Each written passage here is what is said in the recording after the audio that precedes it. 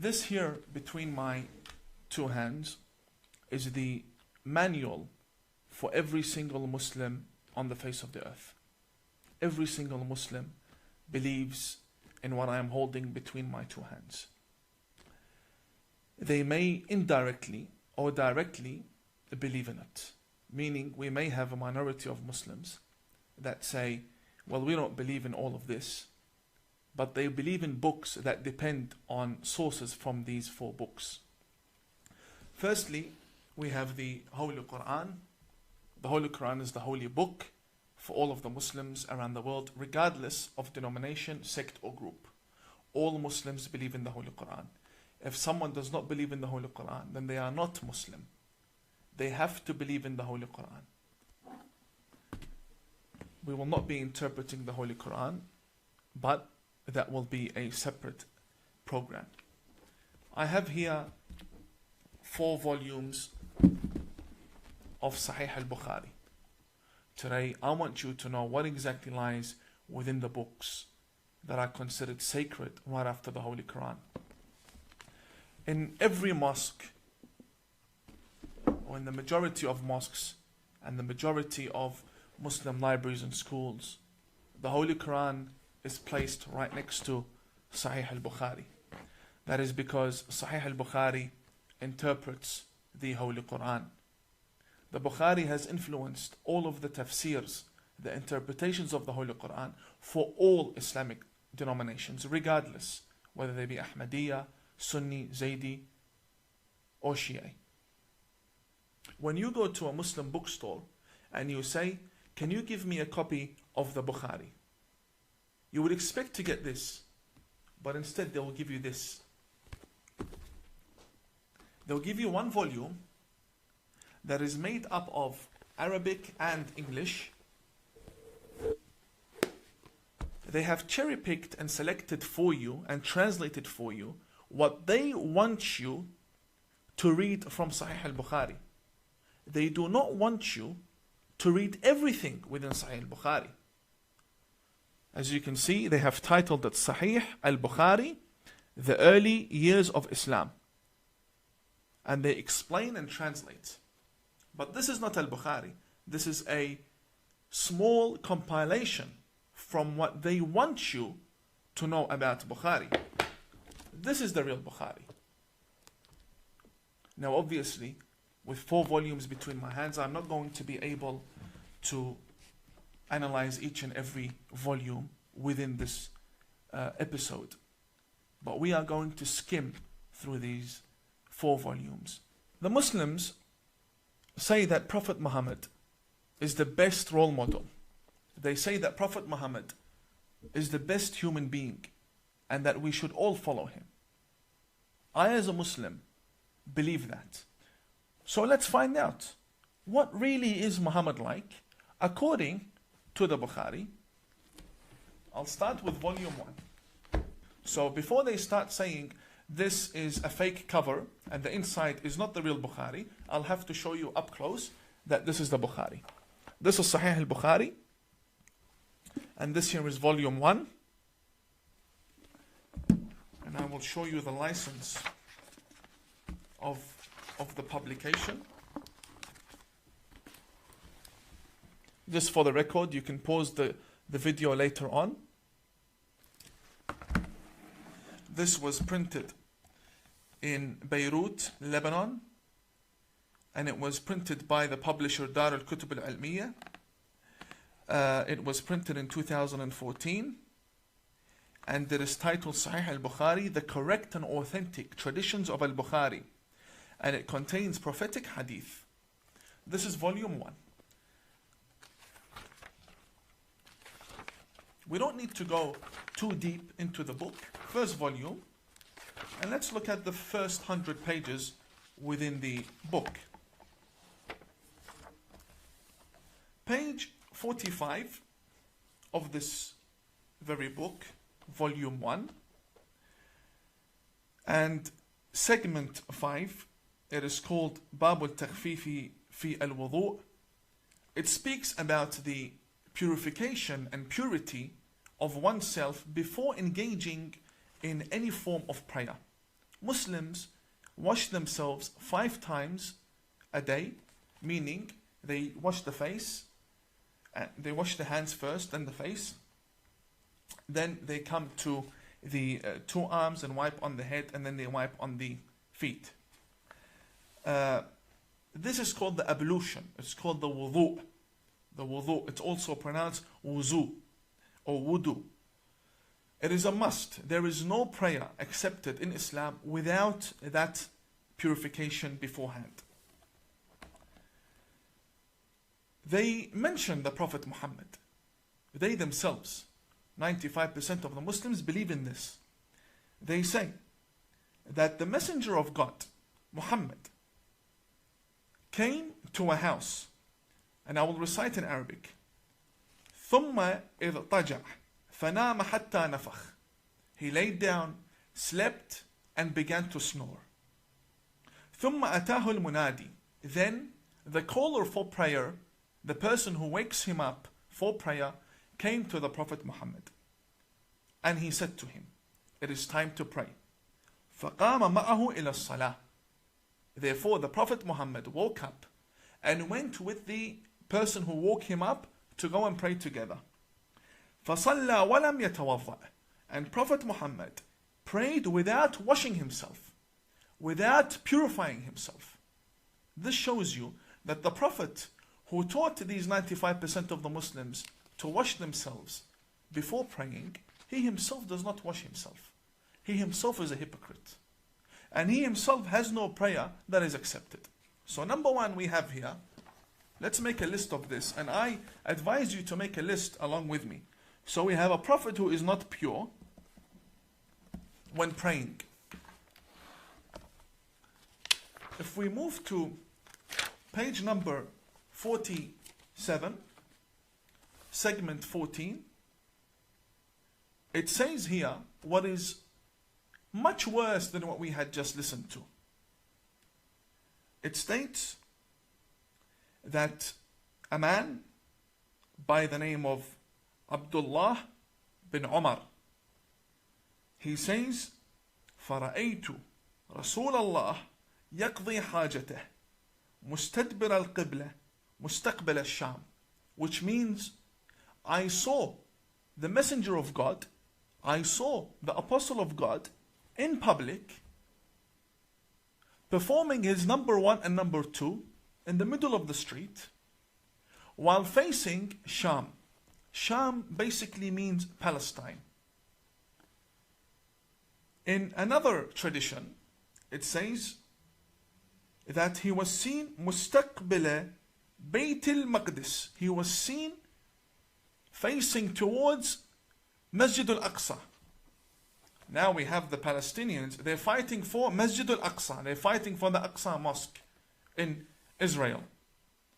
And here the same Muslims tell us that their Prophet used to do number 1 and number 2 facing towards that direction.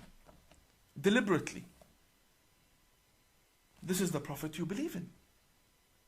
And a Prophet from God in the middle of the street. Doing number 1, number 2. If we come down to page 62, we're still within the first 100 pages. We're still within the first 100 pages. Page number 62. It states, أتى النبي, the Prophet came, فبال قائما, ثم دعا بماء, فجئته بماء فتوضأ. Which basically means Prophet Muhammad came and he urinated while standing up. He wanted water, we got him water. Then he performed ablution, he performed the wudu in order to pray. The problem is in Australian media, the radical preachers in Sydney tell me and you that if you stand when you urinate, you are doing an act that is like the act of animals. That's what they say. They say only animals stand and urinate. And here the very Prophet stands and urinates. I will show you. I'm not here making things up here. All highlighted in yellow for you. I'll bring it up to the camera. that the Prophet, peace be upon him and his family, urinated when standing. Which means he's a hypocrite. And he has no ethics, according to the Bukhari. So now we have a Prophet who urinates when standing like an animal. Like an animal. And we have number 1 and number 2 in public. This is the book that forms Sharia law. Let's read what's in this book. Come to page 72 of volume 1 of Sahih al-Bukhari. This one here is worse. Yani, as you go deeper into the book, the worse it gets for you. It states here, كان النبي يدور على نسائه في الساعة الواحدة من الليل والنهار وهن 11. قال قلت لأنس أو كان يطيقه؟ قال كنا نتحدث أنه أعطي قوة 30. What does this mean? It means that the Prophet Muhammad used to visit all of his wives, and they were 11, and he would engage with them all in sexual intimacy. And he would do that during the day and during the night. And all 11 of them. And he wouldn't wash himself. He would not wash himself between each wife. So the person who narrated this report, he said, is this true? That Prophet Muhammad has the ability to satisfy 11 women? Here it says, he was given the power of 30 men. This is the issue. When we say ISIS came from Sunni Islam, and they are doing what they are doing in Iraq, everything is focused about the sexual desires that they have. Blow yourself up to get 72 virgins. This is your Prophet, running around during the day and the night. He has nothing better to do. God sent him to engage in intimacy. He had nothing better to do, according to your most important source. Now this, and we're still on page 72. We're still on page 72, over here, page 72. We haven't even reached page 100. And it just gets worse. This is volume 1. Volume 1 from Sahih al-Bukhari. And this is why our youth focus on the 72 virgins. Because if their Prophet is running around after women 24/7, in the day and in the night, في الليل والنهار, it's written in the book, during the day and during the night, then we cannot blame the radicals for wanting 72 virgins. This here is volume 2 from Sahih al-Bukhari, the most sacred book after the Holy Quran. And this here is the chapter of jihad, so nobody says we're making things up. Chapter of jihad. We will open the chapter of jihad, segment number 7 in chapter 6 of volume 2, page number 223, as I have highlighted for you. I don't know how clear that is. I can provide you with scans if you like. The name of the chapter says it all. The name is called Bab Tamanni al-Shahada.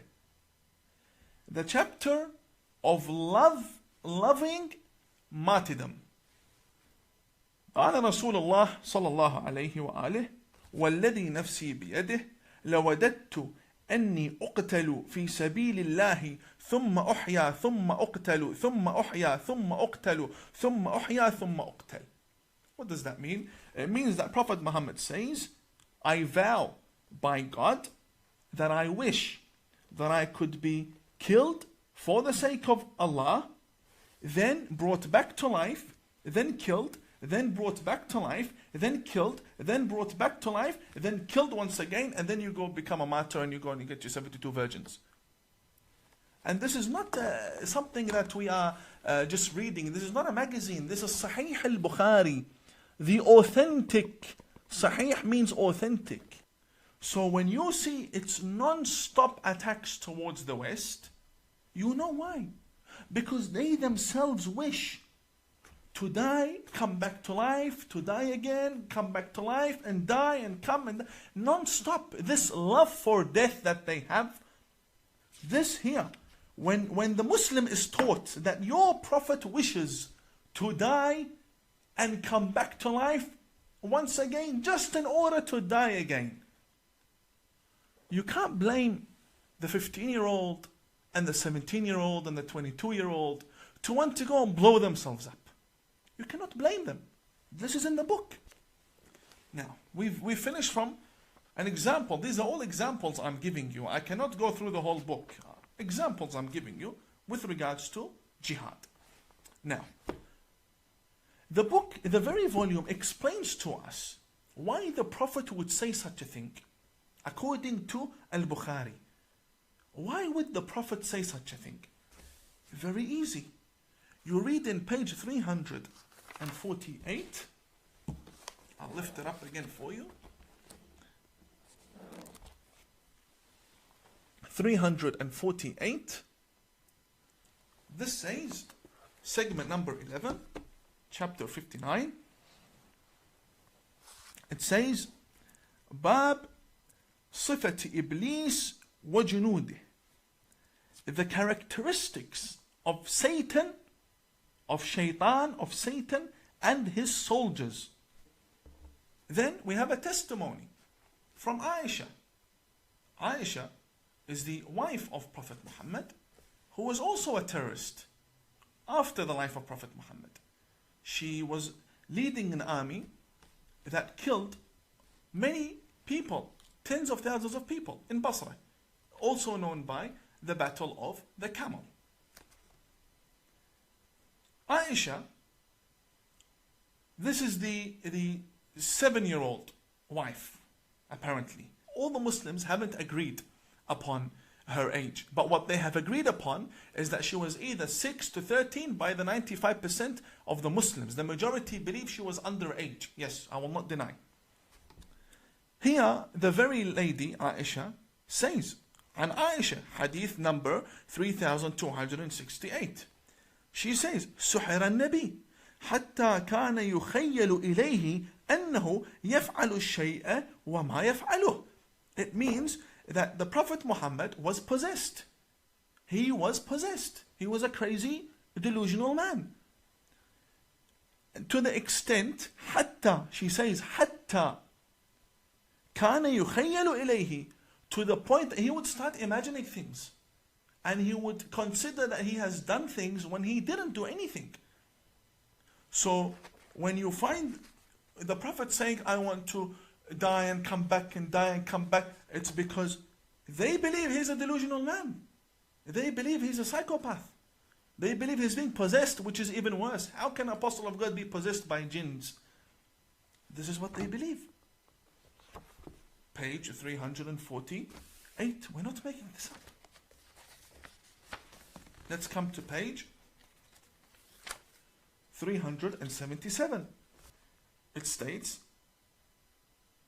that the Prophet in 3372, Prophet Muhammad used to doubt in previous prophets, which clearly contradicts the Holy Quran. The Quran says, مَا نُفَرِّقُ بَيْنَ أَحَدٍ مِّن رُسُلِهِ. We do not differentiate between any of God's messengers. Here the Prophet Muhammad says, أن رسول الله قال نحن أحق بالشك من إبراهيم إذ قال رب أرني كيف تحيي الموتى.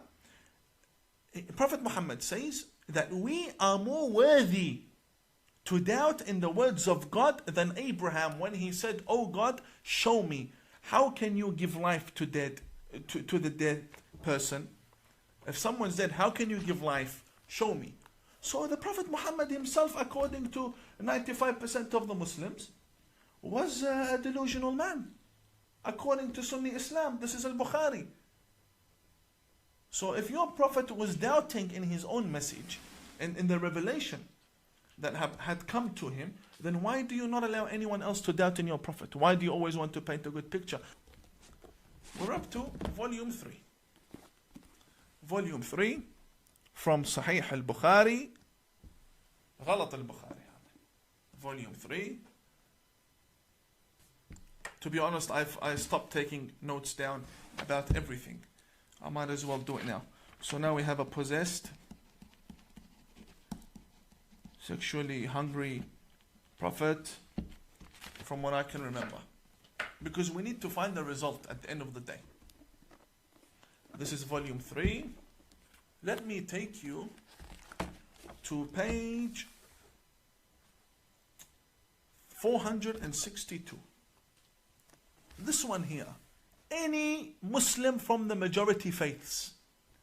A big challenge to all of my brothers out there who consider themselves Muslim. This is your book. And this is not any book. This is the number 1 book after the Quran.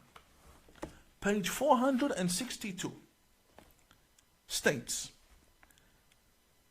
Hadith number 5445, segment number 44, the door or the chapter of the dates.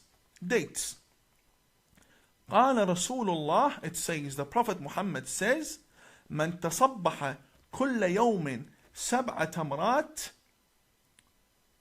لم يضره في ذلك اليوم سم ولا سحر. It states over here, because I want to show you the accuracy of this book that is killing our people. I want to show you the accuracy. It says over here, whoever wakes up and eats dates, whether they be 7 or different reports, whoever eats dates will be immune to poisoning during that day. Whoever eats dates will not be affected by any poison. It says over here, sum, which means any poison. Okay. I have a challenge. I have here dates. And I have here kerosene. And I have a cup of water. I have an empty cup, a glass. So you can see perfectly. And I have 2 dates over here. Here, I have 2 dates for you. I have 2 dates and it's iftar time. Now you're breaking your fast. 2 dates, and I will pour you a cup of kerosene from Bunnings Warehouse. Come drink. Yalla habibi, come. Come drink, and I want to see how you will not end up in the hospital. If you end up in the hospital, then you have done that to yourself for the sake of your own faith. If you end up dying or you end up with serious injury, then you're a victim of your own faith.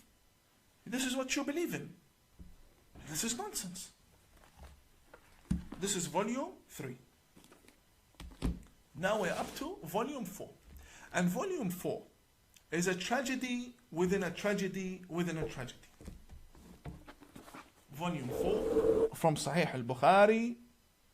Volume 4, Sahih al-Bukhari. So now we have volume 4, because this is very interesting. Because this is very interesting, I'm going to show you the license again of this very volume, so nobody says it's a lie. Okay.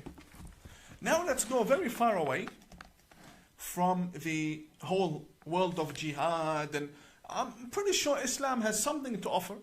I'm pretty sure 95% of the Muslims believe in a faith that should have something to offer, at least some medicine. Let's take a look at the medicine here.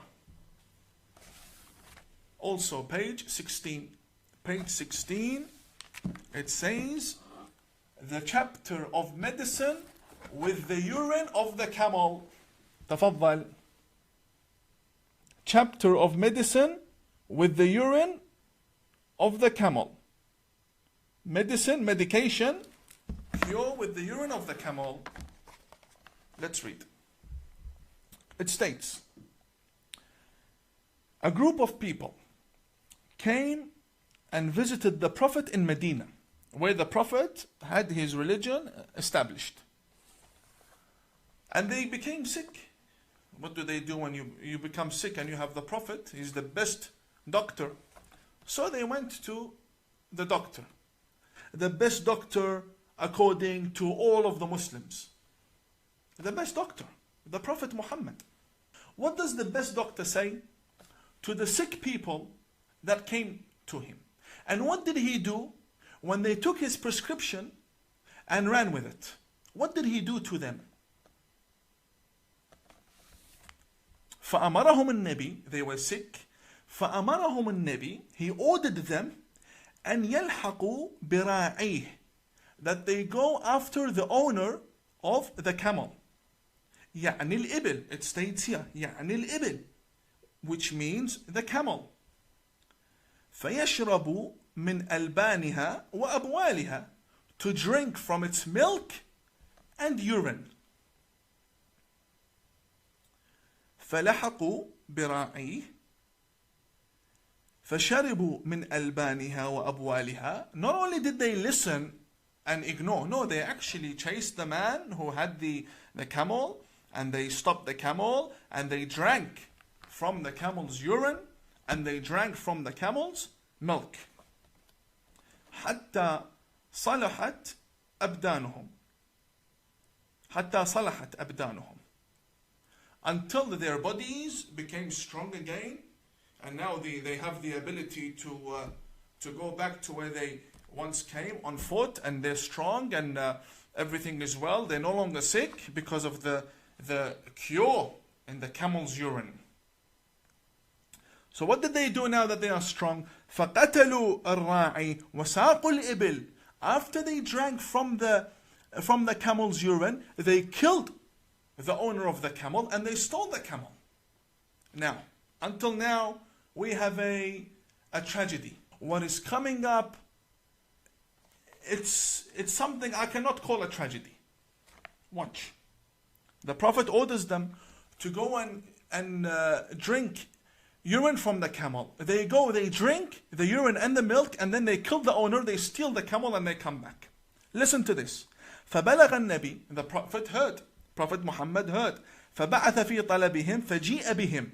So he said to his companions, go bring these two people who did this to the owner of the camel. So they brought them. What did Prophet Muhammad do? فَقَطَعَ أَيْدِيَهُمْ وَأَرْجُلَهُمْ. The Prophet here chopped their hands and their legs. Why? Because they stole a camel. It states فَقَطَعَ أَيْدِيَهُمْ وَأَرْجُلَهُمْ وَسَمَّرَ أَعْيُنَهُم. And he brought two nails, the nails that you would use for the wall, and he poked their eyes with it.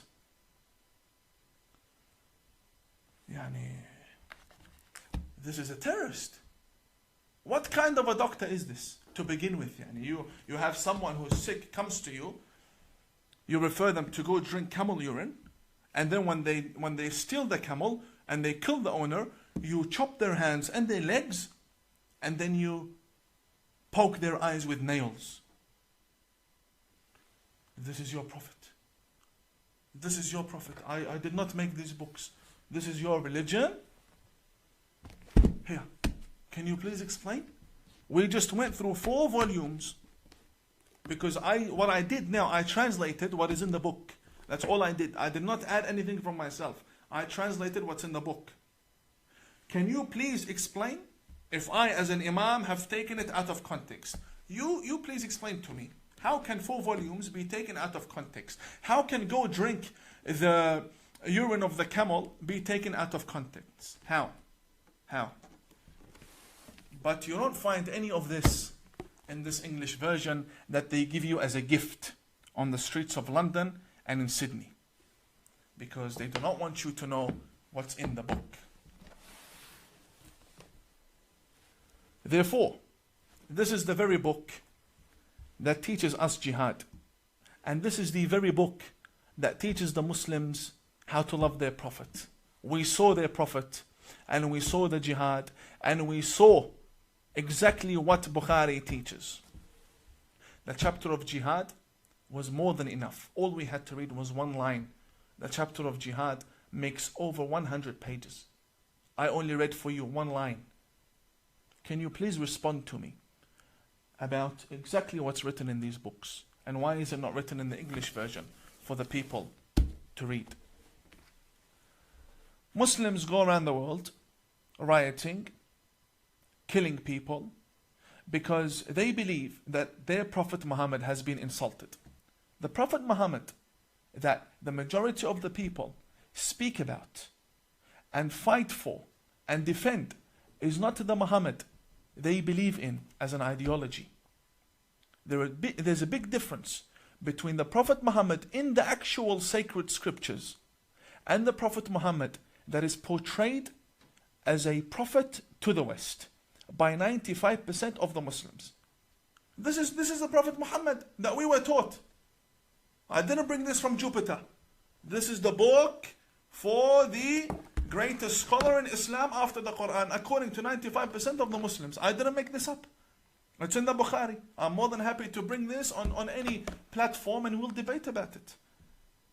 This is very sad. Very sad. Prophet Muhammad, who you love and you go around killing people for. This is your hypocrisy. This is what you believe about your Prophet. And you're proud to be following such a Prophet? May God bless you all. Thank you very much for your time, and I will see you in my next live stream. God bless you all, and have a good night.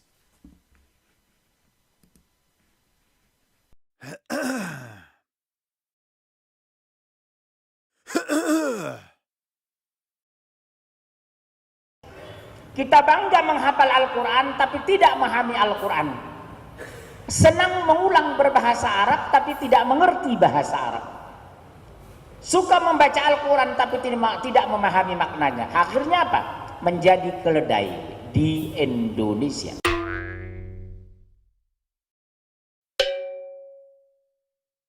The Quran is a man-made book that has a lot of changes, that it went through a process of early editing and redactions that continued for a while. We're not talking a couple of years, we're talking hundreds of years, and that more and more discoveries are supporting this particular theory now.